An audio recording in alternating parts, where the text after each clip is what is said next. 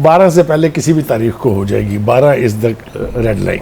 हाँ जी, क्योंकि 12 अगर आप क्योंकि क्रॉस 12 करते हैं फिर खुद ही हो जाएगी, वो ऑटोमेटिकली टूट जाएगी। वो कोई ऐसी बात नहीं है। लेकिन इसके साथ बहुत सारी चीज़ें जुड़ी हुई हैं।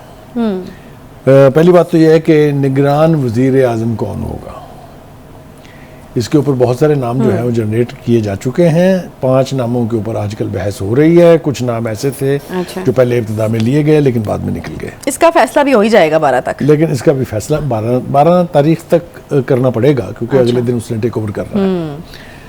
तो जो नाम है उसमें एक नाम आया था जिसका नाम है इसहाक डार। इसहाक डार का नाम जो है उसके ऊपर बहुत कंट्रोवर्सी चल चुकी हुई है। पार्टी के कुछ लोगों ने भी कहा कि नहीं जनाब वो नहीं बन सकते।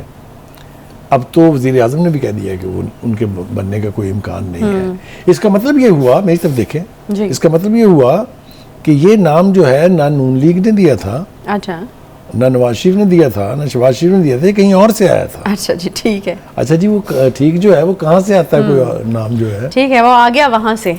और लेकिन अगर वो वहां से आया है, हाँ, तो फिर कैसे हो सकता है कि नहीं है? तो फिर नहीं है। मेरी भी समझ में नहीं आया ना समझ में। हाँ, ठीक है। उसमें बहुत सारे नाम और हैं।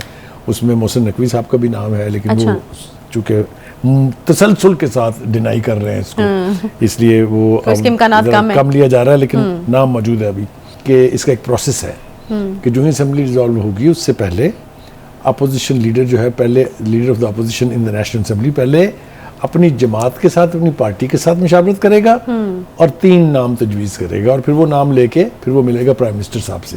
प्राइम मिनिस्टर साहब भी उसको 3 नाम देंगे। फिर उसमें से किसी एक नाम के ऊपर उनका इत्तेफाक होना ज़रूरी है। अगर वो नहीं होता है तो फिर ये मामला जाएगा इलेक्शन कमीशन के पास। वो तीनों नाम दोनों तरफ से चले जाएंगे, जिस तरह पंजाब में हुआ। आपको याद होना चाहिए, ठीक है, कि तो यही प्रोसीजर वहाँ पर भी प्रोसेस होगा।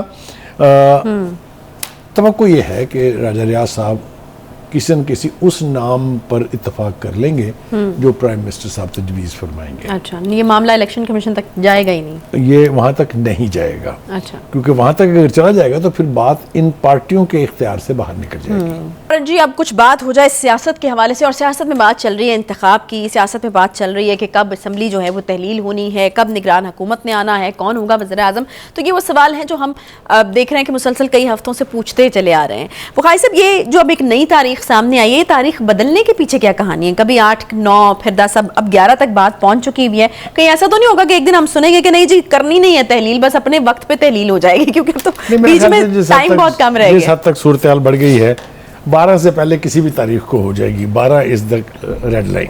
हाँ जी, क्योंकि 12 अगर आप क्रॉस करते हैं फिर खुद ही हो जाएगी, वो ऑटोमेटिकली टूट जाएगी। वो कोई ऐसी बात नहीं है। लेकिन इसके साथ बहुत सारी चीजें जुड़ी हुई हैं।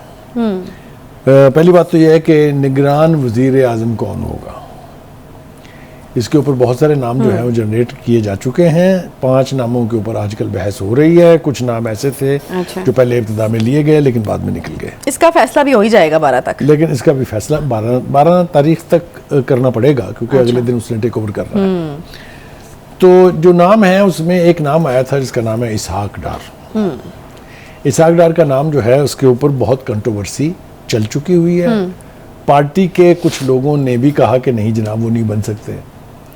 अब तो वज़ीर आज़म ने भी कह दिया कि वो उनके बनने का कोई इम्कान नहीं है। इसका मतलब ये हुआ, मेरी तरफ देखें, इसका मतलब ये हुआ कि ये नाम जो है ना नून लीग ने दिया था, अच्छा, ना नवाज शरीफ ने दिया था, ना शहबाज शरीफ ने दिया था, कहीं और से आया था। अच्छा जी, ठीक है। अच्छा जी, वो ठीक जो है वो कहाँ से आता है, कोई नाम जो है, ठीक है, वो आ गया वहां से।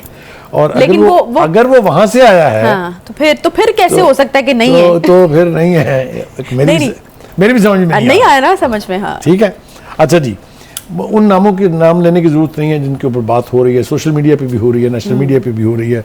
उसमें जुगनू मोहसिन का नाम शामिल है, उसमें मलिया लोधी का नाम शामिल है, उसमें और बहुत सारे खातून भी हो सकती हैं। हाँ, उसमें बहुत सारे नाम और हैं। उसमें मोहसिन नकवी साहब का भी नाम है, लेकिन वो चूंकि तसलसल के साथ डिनाई कर रहे हैं इसको, इसलिए वो कम लिया जा रहा है। लेकिन नाम मौजूद है अभी। फिर इसमें मोहसिन बेग का नाम आया था। अच्छा, लेकिन वो भी अब आहिस्ता आहिस्ता इतना वो कंट्रोवर्शियल हुआ कर दिया लोगों ने कि वो उसके ऊपर भी बात नहीं हो रही।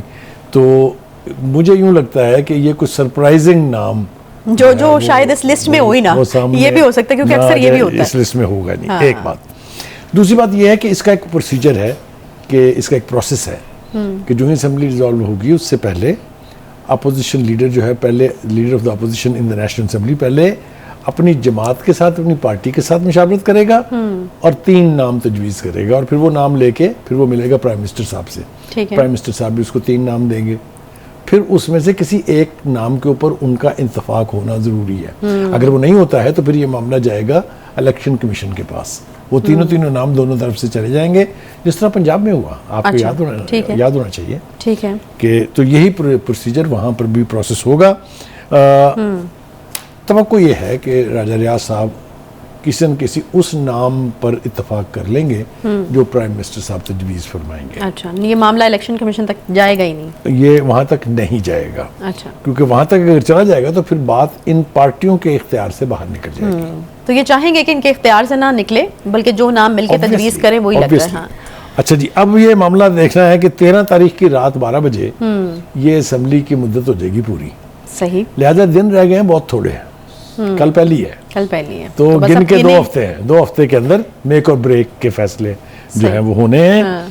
तो मुझे यूं लगता है कि जो प्राइम मिनिस्टर साहब का बयान है कि नून लीग का कैंडिडेट जो है वो होगा नवाज शरीफ। ये तो कह दिया उन्होंने। कैटेगोरिक स्टेटमेंट है उनका भी और बहुत से पार्टी के लोगों ने इससे पहले भी कहा है। ठीक है, क्या नवाज शरीफ साहब कल यहाँ तशरीफ ला के परसों प्राइम मिनिस्टर बन सकते हैं? जवाब है नहीं। इसलिए कि उनकी डिस्क्वालिफिकेशन का तो चलिए ऑटोमेटिकली फैसला हो गया, लेकिन अभी एक मुकदमे में वो उनको सजा हुई है। अच्छा, उस मुकदमे में जान नहीं है, इसलिए कि उसके बाकी सारे मुलजम जो थे, शरीक मुलजम, वो बरी हो चुके हैं, इसलिए कि केस वाज बैडली मेड।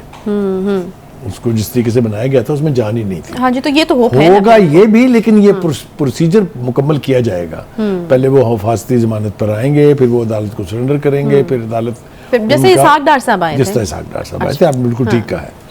तो वो क्या इलेक्शन के नतीजा आने से पहले आने की ज़हमत करेंगे?